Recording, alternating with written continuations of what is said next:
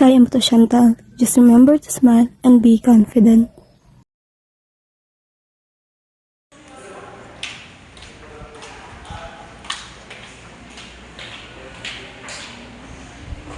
Good afternoon, ma'am. How may I assist you today? Gosh, kanina pa ako naghihintay dito. There's been mistake in my reservation. It could do your job properly. I'm very sorry for the inconvenience, ma'am. Let me check that for you right away.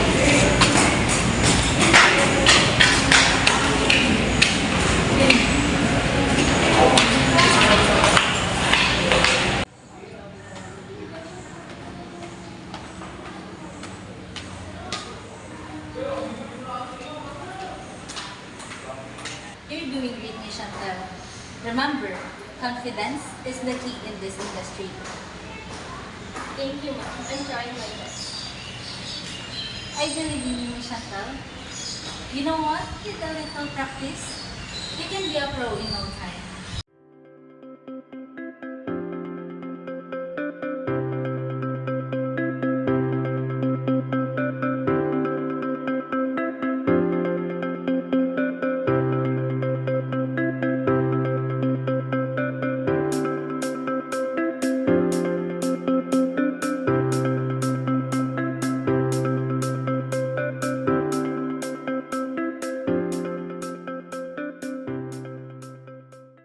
As your contest manager, Miss Chantal, I've already talked to the food and beverage manager, and I would like you to work at the restaurant too in this hotel. For you to improve your self-confidence, self-esteem, and your communication skills when serving our customers or our guests.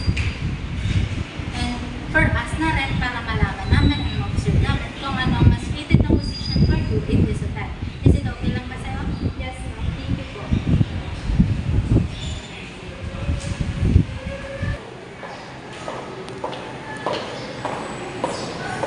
Here's your dish, ma'am. Very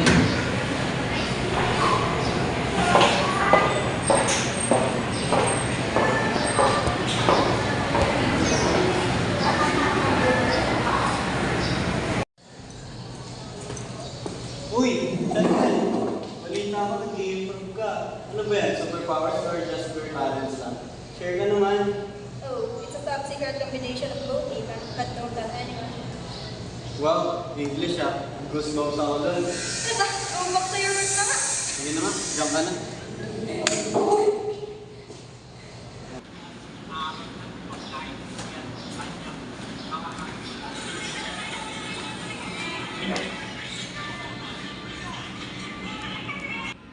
I've been hearing a great feedback about your progress, Miss Chantal. I'm so proud of you. And you've really come a long way. Good job. Thank you, ma'am. Your guidance and support are the reason sa lahat ng pagbabago. Oh, I've been glad to be in a part of your journey, Miss Chantal. Remember, there's always a room to grow.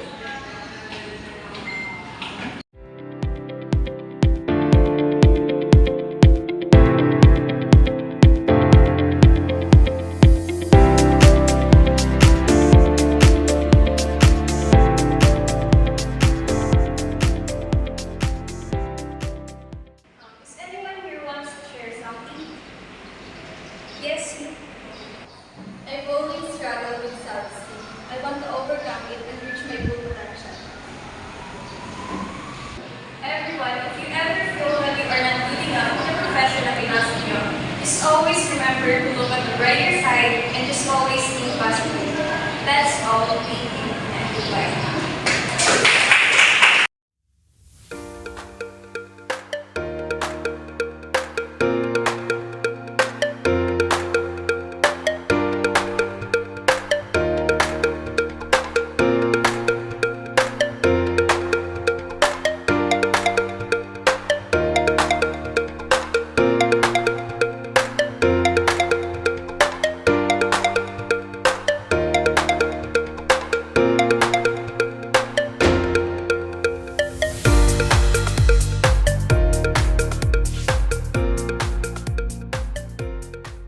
Good morning, ma'am. How can I assist you today? Nice to meet you again, Miss Frontless.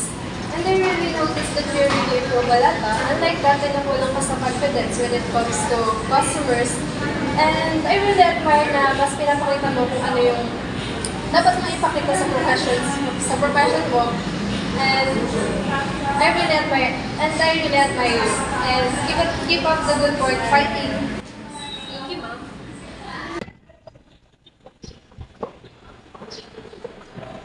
Good morning, Mr. Thank you for having me here today. I want to share with you the dynamic of the local tax, specifically focusing on professional development through communication skills, self-esteem, and self-confidence.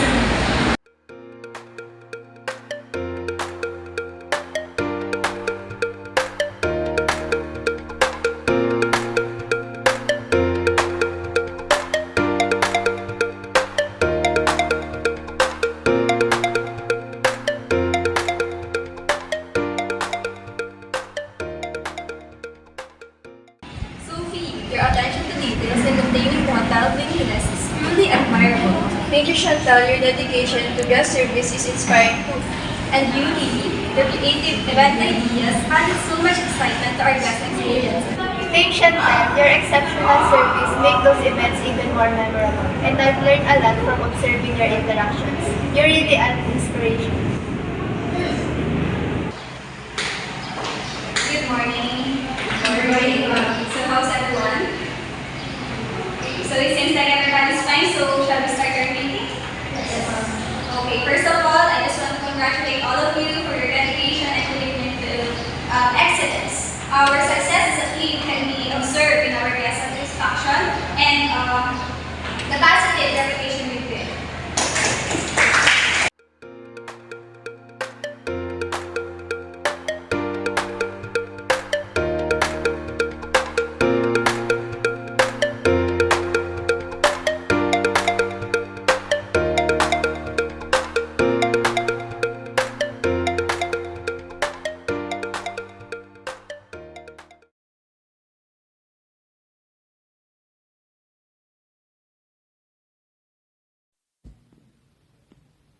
Dati, I was unsure of myself and doubted my abilities. But through mentorship, learning, and having a supportive team, I discovered the power of communication, self-esteem, and self-confidence. It's not just about excelling in our professional roles, but it is also about building meaningful connections, supporting each other, and making a difference in the lives of others.